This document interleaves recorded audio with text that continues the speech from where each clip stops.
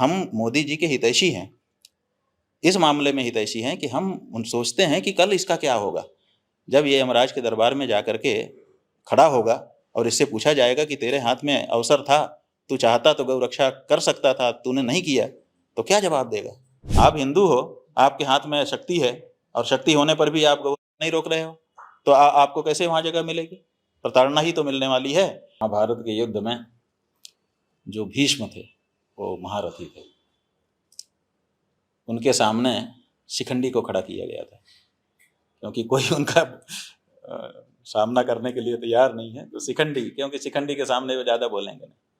तो ये लोग जानते हैं कि उन्होंने, जिस व्यक्ति का नाम आप ले रही हैं, उन्होंने गौ मांस के खाने के बारे में, अपने बारे में कुछ बताया था सार्वजनिक रूप से। यानी कि कंगना रनौत को शिखंडी के रूप में खड़ा किया गया। जो गलती करेगा हम उसको गलत कहेंगे, जो सही करेगा उसको हम सही कहेंगे।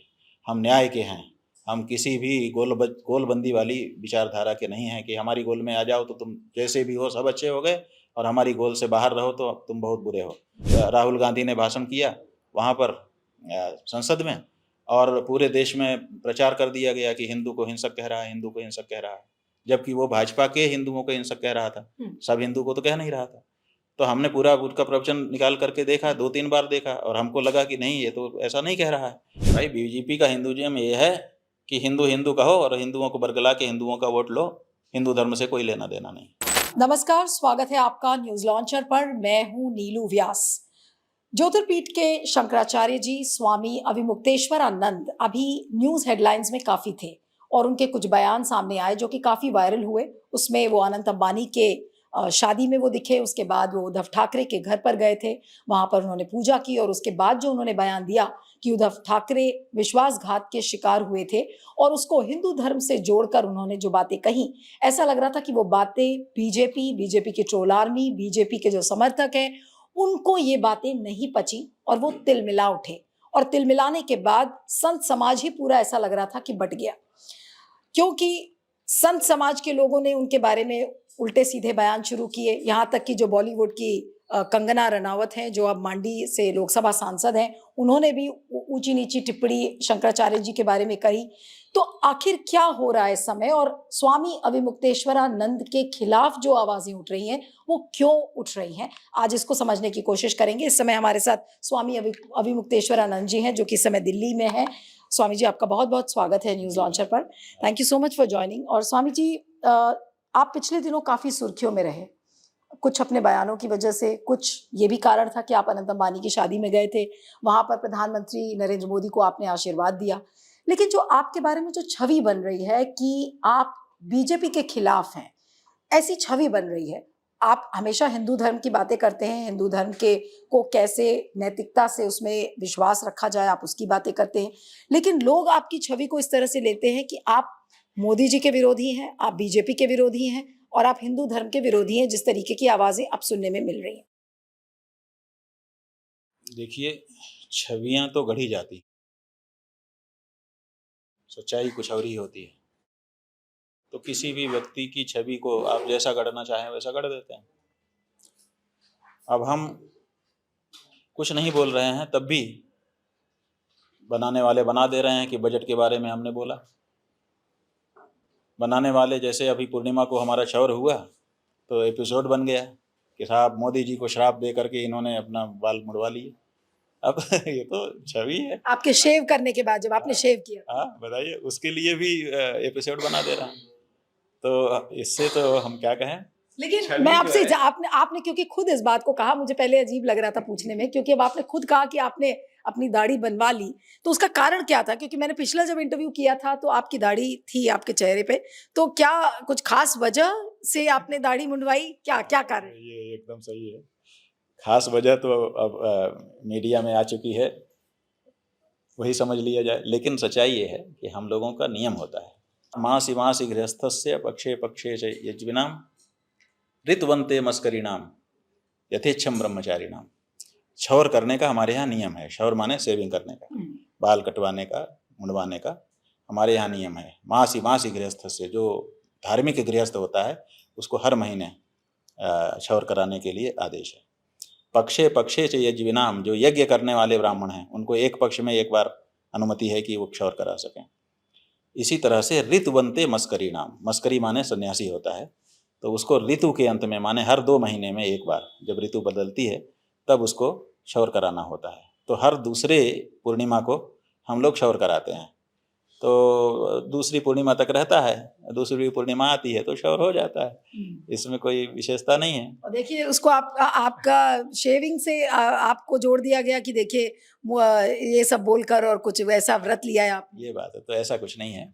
तो ये छवि गढ़ने वाले अपना काम करते रहते हैं, जैसे मूर्ति गढ़ने वाले मूर्तियाँ बनाते रहते हैं, वैसे छवि गढ़ने वाले वो भी अपना शब्दों का जाल बुनते रहते हैं ताकि किसी की छवि को बनाए या बिगाड़ सकें। लेकिन सच्चाई ये है कि एक सन्यासी के रूप में, एक शंकराचार्य के रूप में और एक भारतीय हिंदू सनातनी के रूप में हम कभी भी किसी के विरुद्ध भावना नहीं रखते हैं।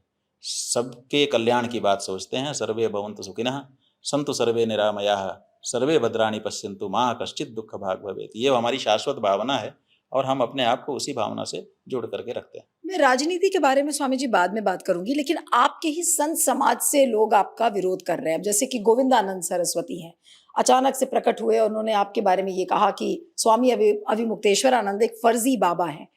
इस तरीके की शब्दावली उन्होंने क्यों इस्तेमाल की और वो कौन है और क्या इनको कहा गया है कि ये बात कहो? ये जो गोविंदानंद हैं, इनके मन में महत्वाकांक्षा है। वो चाहते हैं कि हम इस पद पर आ जाएं, आप वाले पद पर? हमारे वाले पद पर, और कोई उस तरह की योग्यता उनके अंदर नहीं है, इसीलिए इस बारे में दूसरा कोई नहीं सोच रहा है। लेकिन वो अपने मन में ये मान करके चल रहे हैं कि मैं अगर जो विराजमान है उसको अपदस्थ कर दूंगा, हटा दूंगा, उसको बदनाम कर दूंगा, उसके बारे में आरोप लगा दूंगा, तो वो हट जाएगा और फिर मेरा मौका आ जाएगा। तो अपनी महत्वाकांक्षा की पूर्ति के लिए इस तरह की बातें वो कर रहे हैं। वो छोटे पैमाने पर कहते थे, लेकिन जब लोगों ने देखा कि ये हमारे बारे में कह रहे हैं तब उनको फिर प्रायोजन भी मिलने लग गया। अब वो प्रायोजित होकर के बोल रहे हैं और बड़े बड़े चैनल उनको महाराज अमुक स्वामी भी लगा रहे हैं, महाराज भी लगा रहे हैं, जी भी लगा रहे हैं, सब कर रहे हैं। तो वो एक ऐसे व्यक्ति हैं जिनको अपने बारे में भ्रम है, उनके स्वयं के बारे में उनके मन में भ्रम है कि मैं क्या हूँ। नहीं, लेकिन स्वामी जी आपने कहा कि उनका प्रायोजन हो रहा है, तो क्या वाकई में उनका कोई प्रायोजन कर रहा है? क्या उनको सरकार की तरफ से या बीजेपी की तरफ से ये कहलवाया जा रहा है कि ऐसी बातें बोलो स्वामी अविमुक्तेश्वरानंद के बारे में? देखिए, जब वो अभी जाते हैं वहाँ उत्तराखंड में, तो उनको सुरक्षा दी जाती है। उनको जो सरकारी गेस्ट हाउस है उसमें जगह दी जाती है। जो सरकारी लोग हैं वही उनके खाने पीने की व्यवस्था करते हैं, जबकि ना तो वो उनका कोई ऐसा समाज में योगदान है, ना तो उनका कोई वो मठाधीश है, ना तो उनका कोई पद है, कोई ऐसी चीज़ तो कुछ है नहीं। दूसरे बहुत से सन्यासी आते हैं जो वो भी सन्यासी ही होते हैं, लेकिन उनके लिए तो सरकार ऐसा कुछ नहीं करती है, लेकिन इनके लिए सब करती है। तो इसको देख करके हम लोगों को लगता है कि शायद इनके पीछे सरकार है जो इनको मदद करती है, और फिर उनको प्रेस क्लब आदि बुक करने के लिए कहाँ से पैसा मिल जाएगा। तो स्वाभाविक है कि उनका मदद कोई ना कोई ऐसा है जो करता है और उनकी बात को आगे बढ़ाने और की। आपके जो आयोजन होते हैं उसमें सरकार आपको कोई भी कहीं से भी कोई मदद नहीं करती? हम लोग सरकार से कोई मदद लेते भी नहीं हैं, क्योंकि हम लोग ये मानते हैं कि अगर हम सरकार से कोई मदद लेंगे तो सरकार का मानसिक दबाव हमारे ऊपर होगा, और हम फिर किसी अवसर पर अगर कहीं कुछ बोलने का अवसर आएगा तो हम भी हिचक जाएंगे, क्योंकि भीष्म जैसे विद्वान भी हिचक गए थे कि हमने दुर्योधन का अन्न खाया है। तो हमारे यहाँ ये परंपरा है कि हम सरकार से कोई सुविधा नहीं लेते। लेकिन गोविंदानंद सरस्वती की ही केवल बात नहीं है, बात नारायण गिरी की भी है, जो कि जूना अखाड़ा के थे, उन्होंने भी आपके खिलाफ बोला। तो ये क्या संत समाज अगर इस तरीके की बातें आपके लिए इस तरह से करने लगे, तो क्या पूरा संत समाज आपको आपकी गद्दी से, आपकी कुर्सी से हटाना चाह रहा है? नहीं नहीं, नारायण गिरी जी का वक्तव्य हमने देखा, वो हमारा कोई विरोध नहीं कर रहे हैं। वो कह रहे हैं शंकराचार्य जी का मैं बड़ा आदर करता हूँ, सम्मान करता हूँ, उनको ऐसा नहीं बोलना चाहिए। उन्होंने जो कहा है उनका वक्तव्य आपने भी सुना है, याद करिए। वो कह रहे हैं कि मैं उनका बड़ा सम्मान करता हूँ, आदरणीय है मेरे, लेकिन उनको ऐसा नहीं बोलना चाहिए। तो ऐसा नहीं बोलना चाहिए में केवल वो डिफर कर रहे हैं हमसे, वो हमको बाकी चीज़ में कोई विरोध प्रदर्शन नहीं कर रहे हैं। वो हमारी किसी बात पर डिफर कर रहे हैं, तो डिफर करना तो कभी किसी के विचार हो सकते हैं, तो उनके विचार के अनुसार वो डिफर कर रहे हैं, केवल वो विरोध नहीं कर रहे हैं। लेकिन कई बीजेपी वो के ये नहीं लोग कह रहे हैं कि हम फर्जी हैं, वो ये नहीं कह रहे हैं कि हम शंकराचार्य नहीं हैं, वो ये नहीं कह रहे हैं कि हम गलत व्यक्ति हैं, वो ये कह रहे हैं कि इनके ये वक्तव्य सही नहीं है मेरी दृष्टि से। तो वो केवल अपना मतभेद प्रदर्शित कर रहे हैं किसी एक विशेष वाक्य पर, बस। लेकिन सोशल मीडिया पर स्वामी जी जिस तरीके की कमेंट्री आपके लिए हो रही है इस समय, विरोध में, समर्थन में, मैं विरोध वाले में मैं आपसे पूछना चाह रही हूँ कि कई लोग इस बात को लिख रहे हैं कि आप क्या कांग्रेस में शामिल होना चाह रहे हैं, क्योंकि आपको शंकराचार्य की जगह आप कांग्रेसाचार्य की उपाधि मिलने लगी है सोशल मीडिया पर, तो ऐसा क्यों? और क्या ऐसा कोई प्लान है आपका कि आप क्या कांग्रेस ज्वाइन करने वाले हैं या कांग्रेस के खांचे में शामिल हो रहे हैं? बात यह है कि हम बहुत स्पष्ट मत इस बारे में रखते हैं, और वो मत ये है कि हमने धर्म की शपथ ली है, जीवन धर्म के लिए समर्पित किया है, सनातन धर्म के लिए।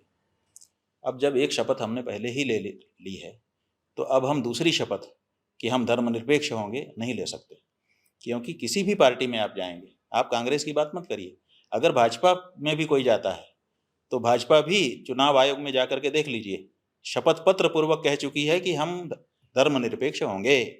धर्मनिरपेक्षता की शपथ लिए बिना पार्टी पंजीकृत ही नहीं हो सकती है, और उस पार्टी का कोई सदस्य तभी बन सकता है जब उस पार्टी के अनुसार वो भी शपथ ले ले। तो किसी भी राजनीतिक दल में हम नहीं जा सकते, क्योंकि वहाँ धर्मनिरपेक्षता की हमको शपथ ले ली होगी, और हम तो धर्म की शपथ लिए हुए हैं पहले से। तो हम कांग्रेस क्या, भाजपा में भी नहीं जा सकते, किसी में नहीं जा सकते। धर्मनिरपेक्षता की शपथ और धर्म की शपथ दोनों एक साथ हम नहीं निभा सकते। आप लेकिन जिन इश्यूज को उठाते हैं या जिनके बारे में आप बात करते हैं, भले ही वो उद्धव ठाकरे के बारे में हो या फिर बाकी इश्यूज को आपने जैसे उठाया हो, उसके बारे में मैं अभी आऊंगी उन इश्यूज पर भी, लेकिन आपको आपकी जो छवि है उसको ऐसे गढ़ी जा रही है कि आप इंडिया अलायंस के या कांग्रेस के खेमे के हैं। हम किसी के खेमे के नहीं हैं। हमने पहले ये कहा हुआ है कि हम अपने बाप के नहीं हुए, हम किसके होंगे। कोई इस मुगालते में न रहे, जो गलती करेगा हम उसको गलत कहेंगे, जो सही करेगा उसको हम सही कहेंगे। हम न्याय के हैं, हम किसी भी गोलबंदी वाली विचारधारा के नहीं हैं कि हमारी गोल में आ जाओ तो तुम जैसे भी हो सब अच्छे हो गए, और हमारी गोल से बाहर रहो तो तुम बहुत बुरे हो। ये जो गोलबंदी वाली विचारधारा है, हम इसके विरुद्ध हैं। हम न्याय की बात करना चाहते हैं, और जहाँ सही हो वहाँ सही, जहाँ गलत हो वहाँ गलत कहना चाहते हैं। जहाँ ज़रूरत पड़ी है वहाँ पर, अब परिस्थिति ऐसी आ जाती है कि जहाँ किसी गलत को सही कहा जा रहा हो, या जहाँ किसी सही को गलत कहा जा रहा हो, हमसे पूछा जाता है तो जो सही होता है हम कह देते हैं। अब संयोग की बात है कि राहुल गांधी ने भाषण किया वहाँ पर संसद में, और पूरे देश में प्रचार कर दिया गया कि हिंदू को हिंसक कह रहा है, हिंदू को हिंसक कह रहा है, जबकि वो भाजपा के हिंदुओं को हिंसक कह रहा था, सब हिंदू को तो कह नहीं रहा था। तो हमने पूरा उसका प्रवचन निकाल करके देखा, 2-3 बार देखा, और हमको लगा कि नहीं, ये तो ऐसा नहीं कह रहा है। तो जब हमसे पत्रकारों ने पूछा तो हमने वही कह दिया कि हमने तो पूरा सुना, हमको तो नहीं लगा। तो जो बात सही है उसको हमने कह दिया। अब उस पर आप कह दें कि नहीं ये तो राहुल का आदमी हो गया, हम राहुल के कैसे हो गए? हमने तो जो बात सच थी वो कहा। हमने तो कोई गलत बात कही नहीं है, कोई पक्षपात किया नहीं। तो जब हम पक्षपात नहीं करते हैं, हमारी कही हुई, जैसे अयोध्या की बात थी, हमने कहा कि भाई वहाँ अभी मंदिर पूरा निर्मित हुए बिना आप प्रतिष्ठा मत करिए, अनिष्ट होगा, अनर्थ होगा, आपको पराभव होगा। तो उन्होंने नहीं माना। उसी समय कांग्रेस पार्टी ने भी न जाने का फैसला किया, उनके नेताओं ने। तो ऐसी परिस्थिति में हमको जोड़ दिया कि साहब ये तो कांग्रेस आचार्य है। भाई कांग्रेस कह रही थी कि ये राजनीतिक कार्यक्रम होगा, हम नहीं जाएंगे। हम कह रहे थे कि धार्मिक मामला है, मंदिर पूरा नहीं हुआ है, तो हम तो धर्मशास्त्र के अनुसार कह रहे थे, वो राजनीति के अनुसार कह रहे थे। दोनों में कहाँ एकता है? दोनों भिन्न भिन्न विचारधारा के हैं, लेकिन फिर भी जोड़ने वाले जोड़ देते हैं। क्योंकि जिस समय आपको हम ये भी बताना चाहेंगे, अभी तो आप सोशल मीडिया में कांग्रेस आचार्य और ऐसे शब्द देख करके हमसे पूछ रहे हैं, लेकिन आपको पता होना चाहिए कि 2008 ईस्वी से लेकर 2012 ईस्वी तक 4 साल तक हम भाजपाई थे, क्योंकि उस समय हम गंगा जी की पवित्रता का अभियान चला रहे थे। अविरल निर्मल गंगा के लिए गंगा सेवा अभियान कर रहे थे। गंगा जी को राष्ट्र नदी घोषित किया जाए, गंगा कार्य योजना गंगा एक्शन प्लान 1-2 दोनों फेज निरस्त किए जाएं, नई संस्था बनाई जाए, ये मांग लेकर के हम आंदोलन कर रहे थे। तो उस समय मनमोहन सिंह कांग्रेस के प्रधानमंत्री थे देश में, और हम उनके खिलाफ बहुत मुखर होकर के आंदोलन कर रहे थे, बहुत तेज मुखर होकर के आंदोलन कर रहे थे। उस समय सारे भाजपा के लोग हमारे पास आते थे और कांग्रेसी लोग हमको कहते थे कि ये भाजपा ही महात्मा है। उस समय का आप रिकॉर्ड निकाल करके देख लीजिए, हम बहुत बड़े भाजपाई थे उस समय। सारे भाजपा के नेता हमारे यहाँ आते थे। जब हम धरना स्थल पर नहीं भी होते थे तब भी उत्तर प्रदेश का अध्यक्ष वहां जा करके बैठता था हमारे धरना में। तो उस समय हम बड़े भाजपाई थे। क्यों? क्योंकि कांग्रेस के खिलाफ आंदोलन कर रहे थे। और अब हम बहुत बड़े कांग्रेसी हैं क्योंकि अब कोई बात हमारी भाजपा के विरुद्ध चली जा रही है। तो जो लोग पूरा देखेंगे उनको पता चल जाएगा कि ये ना किसी के पक्ष में है ना किसी के विपक्ष में है। लेकिन जो एक अंश देखेगा उसको तो कुछ भी लग सकता है उसके लिए। लेकिन जो इम्प्रेशन जा रहा है वो यही है कि मोदी जी और बीजेपी आपको बिल्कुल पसंद नहीं करते, और उसकी वजह यह है कि आप जिन इश्यूज को उठाते हैं, जिनके बारे में बात करते हैं और जिन मुद्दों को आप उठाते हैं वो बीजेपी के हित में नहीं। देखिए, अब हमारा ये कहना है कि 75 साल से ज़्यादा हो गए देश में आज़ादी आई और हम लोगों ने अपनी सरकार बनाई अपना मत दे करके। तो हम हिंदू चाहते थे कि हमारी गौ माता को हत्या से बचा दिया जाए, उनकी रक्षा कर दी जाए। 55 साल तक कांग्रेस ने राज किया। 55 साल के बाद 15 साल तक भाजपा ने राज किया। अब ये आगे का समय आ गया, 5 साल वाजपेयी का, 10 साल मोदी जी का। किसी ने नहीं सुना। तो अब क्या होता है कि जैसे जो धर्मनिरपेक्ष अपने को कह रहे हैं उनसे तो हमको आशा ही कम थी। जो कह रहे थे कि हम हिंदू हैं, हम हिंदू हैं, हम हिंदू हैं, उनसे हमारी ज़्यादा आशा थी। इसलिए जब हिंदू पार्टी के नाम पर सत्ता बनी, मोदी जी आए विशेष करके, तब हम सब लोगों को आशा बन गई कि अब बंद हो जाएगी। कोई हिंदू कैसे हत्या को बढ़ावा दे सकता है? और जब वो 10 साल, 5 साल भी नहीं, 10 साल तक राज करते रहे, बहुमत लेकर के राज करते रहे, प्रचंड बहुमत लेकर के 300 से ऊपर संख्या लेकर के राज करते रहे, और तब भी हत्याबंदी के बारे में जब आवाज़ नहीं उठाई तो हम कैसे हिंदू माने और कैसे उनके साथ अपने मन को जोड़ें, आप बताओ। तो ये जो पीड़ा है, ये पीड़ा हमारी व्यक्त हो जाती है तो वो समझते हैं कि ये हमारा विरोधी है। तो बीजेपी का जो हिंदुइज्म है वो क्या है आपके हिसाब से, आप उसको कैसे देखते हैं? भाई, बीजेपी का हिंदुइज्म ये है कि हिंदू हिंदू कहो और हिंदुओं को बरगला के हिंदुओं का वोट लो, हिंदू धर्म से कोई लेना देना नहीं। यही उनका हिंदुइज्म है। तो मोदी नकली हिंदू है इसका? माने अब उनका हिंदुइज्म तो आप बताओ, कोई भी एक सच्चा हिंदू होगा अगर उसके हाथ में पावर आएगा तो क्या वो अपनी माँ की हत्या को नहीं रोकना चाहेगा? 10 साल तक, 1 महीना, 2 महीना, 3 महीना, 5 महीना, 1 साल, 2 साल, हम कह सकते हैं कि भाई वो व्यवस्था बना रहा था। व्यवस्था भी क्या, ज़्यादा से ज़्यादा क्या होता, सरकार गिर जाती।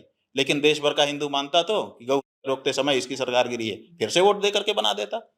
लेकिन ये हिम्मत क्यों नहीं कर पाया? क्योंकि उसके मन में भावना ही नहीं थी, ऐसा हम समझते हैं। तो इसके लिए हम अगर ये बात कहते हैं जो हमारा अनुभव है, तो आप हमको कहते हो कि हम आपके विरोधी हैं। हम गौ के विरोधी हैं, और वो गौ करने वाला अगर हमारा भाई भी होगा सगा तो हम उसके विरोधी हो जाएंगे। लेकिन मोदी जी तो अपने आप को हिंदू हृदय सम्राट कहते हैं। बात यह है कि हिंदू हृदय सम्राट कह लो, चाहे उससे भी बड़ा कोई शब्द ब्रह्मांड, हिंदू ब्रह्मांड सम्राट कह लो। गाय को मार करके, गाय के कत्ल खाने को लाइसेंस दे के, गाय के कत्ल खाने को सब्सिडी दे करके, गाय के काटने वाली मशीनों का आयात करके आप हिंदू अपने आप को कहना चाहते हो? आंखें बंद करके सोचो। वही तो हमने कहा कि हम मोदी जी के हितैषी हैं, इस मामले में हितैषी हैं कि हम सोचते हैं कि कल इसका क्या होगा। जब ये यमराज के दरबार में जा करके खड़ा होगा और इससे पूछा जाएगा कि तेरे हाथ में अवसर था, तू चाहता तो गौ रक्षा कर सकता था, तूने नहीं किया, तो क्या जवाब देगा? तो हम चाहते हैं कि उनका लोक भी सुधरे और परलोक भी सुधरे। देखिए, लोक तो हर आदमी सुधार लेता है। एक डकैत भी अगर डकैती करेगा तो इतना धन लूट के ले आएगा कि उसका लोक सुधर जाएगा, लेकिन परलोक नहीं सुधरेगा। आपको लगता है कि मोदी जी को यमराज के दरबार में भी जगह नहीं मिलेगी जिस तरीके का वो काम कैसे कैसे मिलेगी, आप बताओ। आप हिंदू हो, आपके हाथ में शक्ति है, और शक्ति होने पर भी आप गौ नहीं रोक रहे हो, तो आपको कैसे वहां जगह मिलेगी? प्रताड़ना ही तो मिलने वाली है। इसी बात को हम कह रहे हैं कि अभी भी मौका है, अभी भी कम से कम संख्या से ही सही, प्रधानमंत्री तो अभी भी हो, अभी ले आओ बिल। ज्यादा से ज्यादा क्या होगा?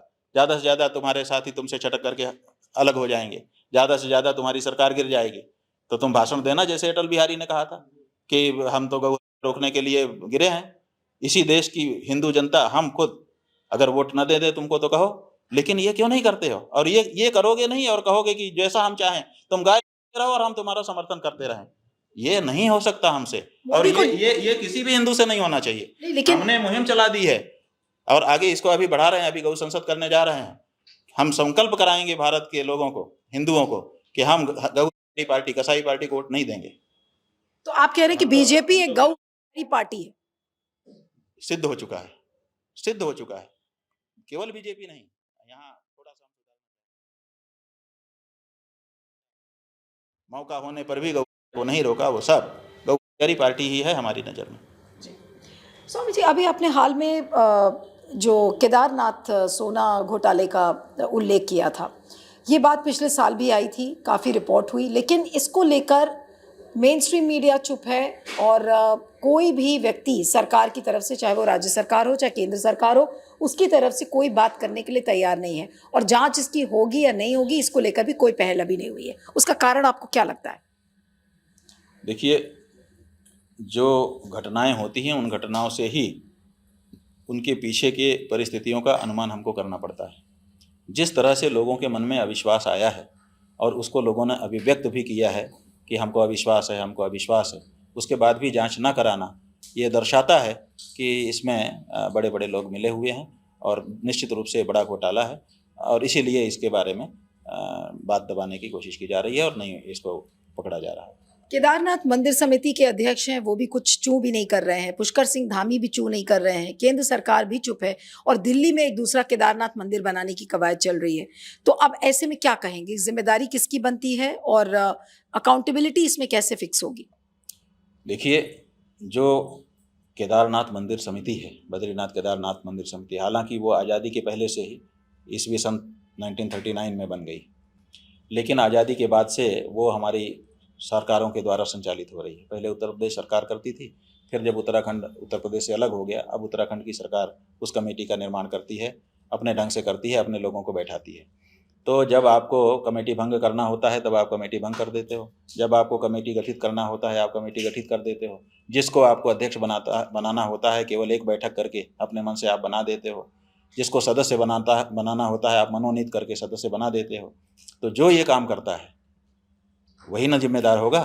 तो ये काम उत्तराखंड की सरकार करती है, इसलिए उत्तराखंड की सरकार इसके लिए जिम्मेदार है, उसी को जवाब देना होगा। लेकिन उत्तराखंड की सरकार आपने कहा जिम्मेदारी होगी, लेकिन इसमें मोदी जी का क्या रोल होगा जब ऐसे में आप ये कह रहे हैं कि केदारनाथ मंदिर में इतना बड़ा घोटाला है और आप क्या बाकी मंदिरों का क्या हाल है?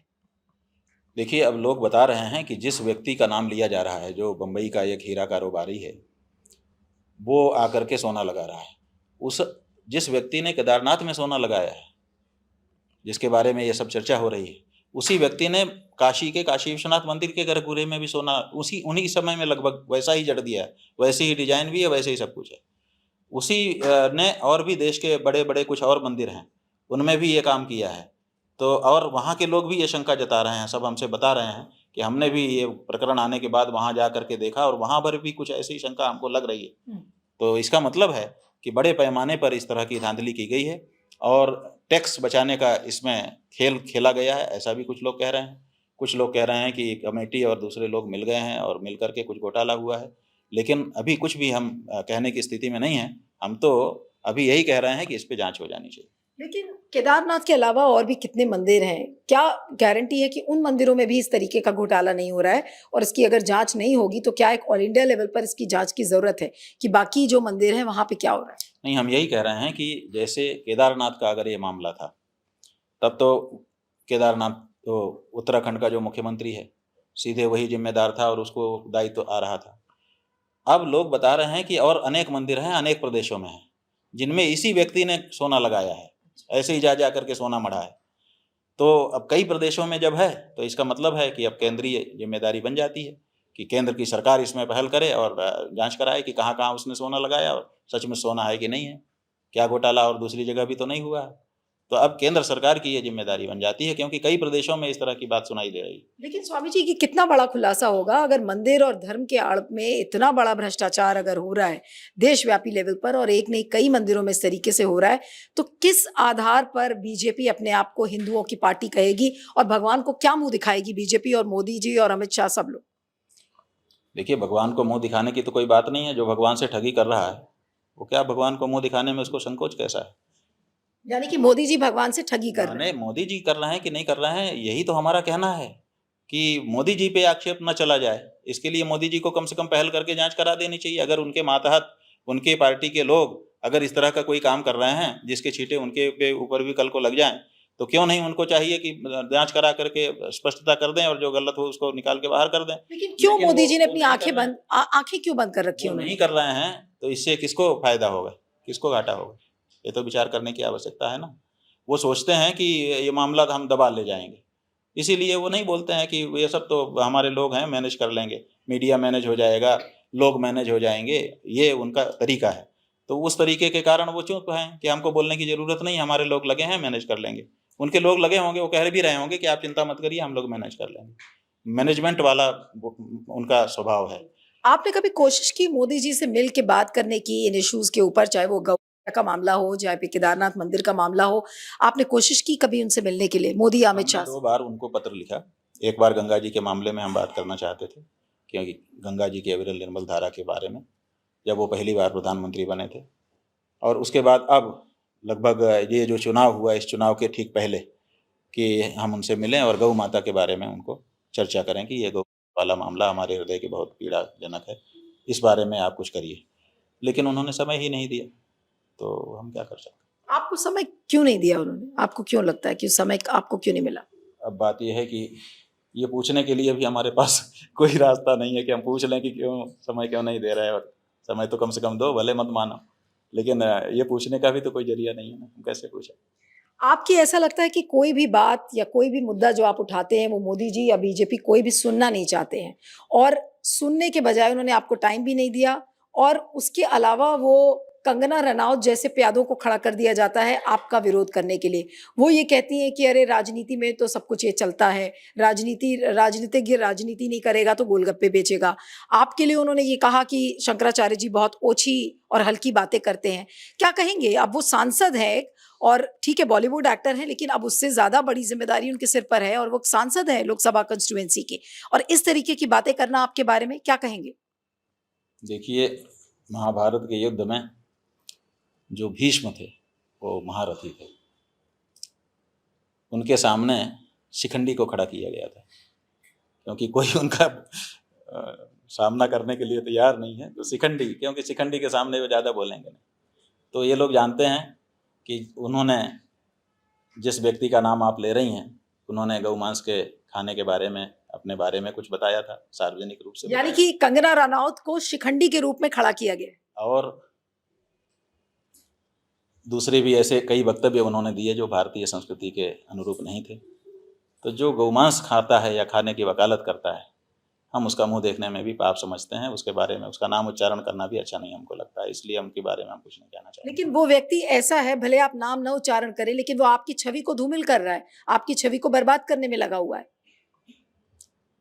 देखिए, उनके द्वारा हमारी छवि, देखिए सूरज के ऊपर, हम अपने आप को सूरज नहीं कह रहे हैं, लेकिन उदाहरण की दृष्टि से कह रहे हैं कि कोई थूकने के लिए प्रयास करता है, कहते हैं थूक उसी के मुंह पे आ जाता है, तो हमारी छवि क्यों धूमिल होगी? हमने ऐसा कोई काम किया हो तो हमारी छवि धूमिल होगी। देखिए, किसी के कहने से कोई अच्छा बुरा नहीं होता, वो वैसा करेगा तब अच्छा बुरा होगा। तो हमने जो आचरण किए होंगे, अंततः उसी कसौटी पर हमको कसा जाएगा और उसी के अनुसार हमारे बारे में निर्णय होगा। किसी के कह देने से ना तो हम अच्छे हो जाएंगे और ना किसी के कह देने मात्र से हम बुरे हो जाएंगे। और कहने वाला अगर इस प्रकृति का है, तब तो उसी की स्वयं की हंसी होगी। उसको भी तो सोचना चाहिए कि हम किसके बारे में क्या बोल रहे हैं। हमारा क्या हिंदू धर्म के बारे में बोलने का हक बनता है? क्या हम हिंदू रह गए? गौमांस खाने के बाद क्या हम हिंदू रह जाते हैं? अगर उनको हिंदू माना जा रहा है तो हम हिंदू धर्म से उनको बहिष्कृत करना चाहेंगे, स्वामी जी, क्योंकि लेकिन उन्होंने गौमांस खाने के बारे में कथन किया है और उसके बारे में कभी भी अफसोस नहीं जताया है और ना ही कोई प्रायश्चित किया है। तो जो व्यक्ति गौमांस खा चुका है, हम उसको हिंदू नहीं मानते। लेकिन स्वामी जी, जिस तरीके की बातें अब हो रही हैं, जैसे नारायण गिरी ने बात की, गोविंदानंद सरस्वती ने आपके बारे में जिस तरीके की बात की, क्या इस समय संत समाज बढ़ गया है? क्या अखाड़ों में भी लड़ाई लगवा दी है सरकार ने? देखिए, कोई संत समाज नहीं बटा है। संत समाज जो है वो एक है। अभी कुंभ आ रहा है, आप देखिएगा, कुंभ सजेगा, हम सब लोग साथ रहेंगे। और जहाँ तक किसी के मत भिन्नता की बात है अथवा किसी का कहीं कोई व्यवहार है, अपना व्यवहार निभाए रखने के लिए वो कुछ वक्तव्य दे रहा है, कभी ऐसी भी तो परिस्थिति होती है किसी की कि उसका किसी किसी से व्यवहार होता है, अपना व्यवहार नहीं बिगाड़ना चाहता, तो उसके कारण भी वक्तव्य दे देता है। तो उतने मात्र के लिए हम किसी को पराया नहीं समझ लेते हैं। नारायण गिरि जी वगैरह हैं, उनका किसी से कोई व्यवहार होगा, अपना व्यवहार नहीं बिगाड़ना चाहते होंगे, कहा गया होगा कि बोल दो तो बोल दिया। मस्ती है, हमारे संत हैं, हमारे हैं, अंततः हमारे हैं, हम जानते हैं। इसलिए इतने मात्र से आप ये मत लगाइए कि संत समाज में कोई फाड़ हो गई है या संत समाज कोई आइसोलेट कोई हो गया है, कोई दो भाग हो गए हैं, ऐसा कुछ भी नहीं है। सारा संत समाज अपने शास्त्रों के अनुसार, अपनी गुरुओं के अनुसार, अपनी परंपराओं के अनुसार चल रहा है और आगे भी चलता रहेगा। समाज के लोग आपको उल्टी सीधी बातें भी कह रहे हैं। वही कह रहे हैं ना कि उनकी मजबूरियां होंगी। देखिए, हम आपको शेर सुना करके बताना चाहेंगे कि कुछ तो मजबूरियां रही होंगी, यूं कोई बेवफा नहीं होता। तो कौन क्या कह रहा है, उसके पीछे क्या परिस्थिति है। कभी कभी आपने देखा है कि पीछे छुपा करके पिस्टल सटा दी जाती है और कहा जाता है बोलो, तो सामने तो लगता है कि ऐसा बोला है, लेकिन उसकी मजबूरी क्या है जी। तो फिल्मों में हम लोगों ने देखा है। तो ऐसी परिस्थिति में किसकी क्या मजबूरी है, कौन किस कारण से, किस व्यवहार के कारण बोल रहा है, वो उसकी मजबूरी भी देखनी पड़ेगी। केवल उसके वाक्य ही पकड़ करके हम उसको अगर दोषी बना दें या अपने से विलक समझने लग जाएं, इतनी जल्दबाजी हमको नहीं है।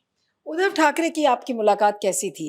लोग जानना भी चाहेंगे कि आप उनके घर पे गए थे, आपने पूजा अर्चना की और आपने जब बाहर निकल के आपने कहा कि उस पाप का प्रायश्चित तभी होगा जब वो दोबारा सीएम की कुर्सी पर बैठेंगे।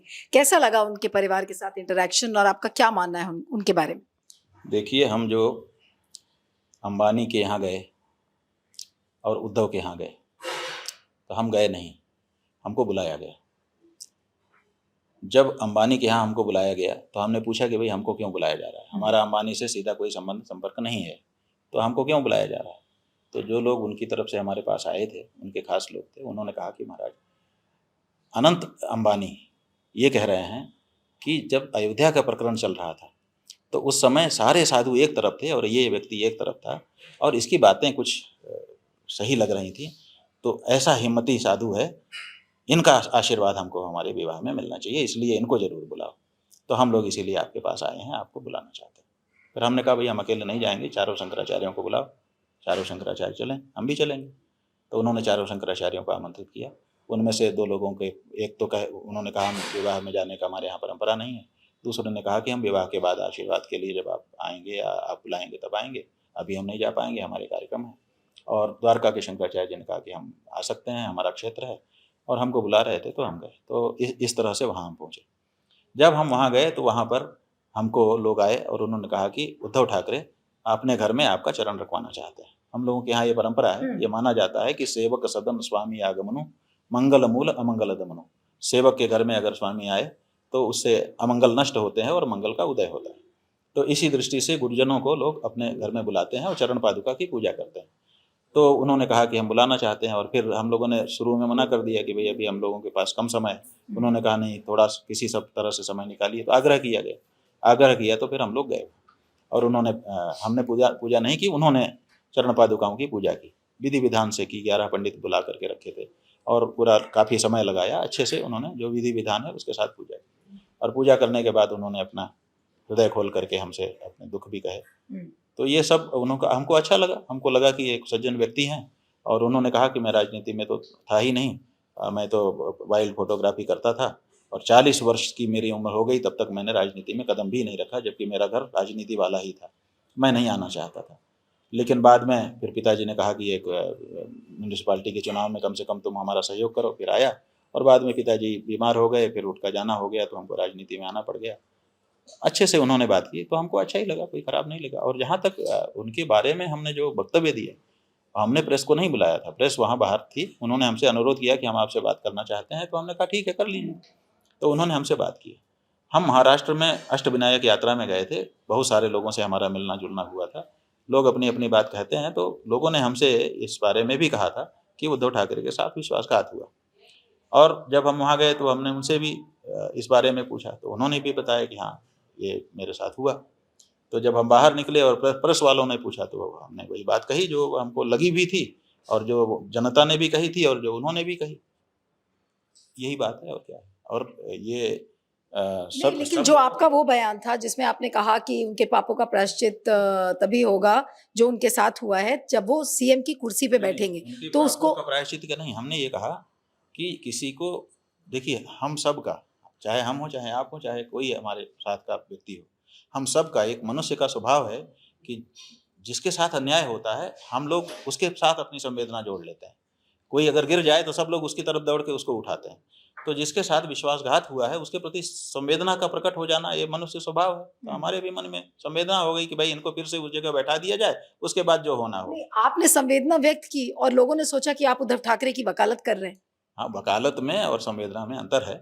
हमने संवेदना व्यक्त की कि भाई ऐसे नहीं करना चाहिए, ऐसे नहीं किसी को गिराना चाहिए।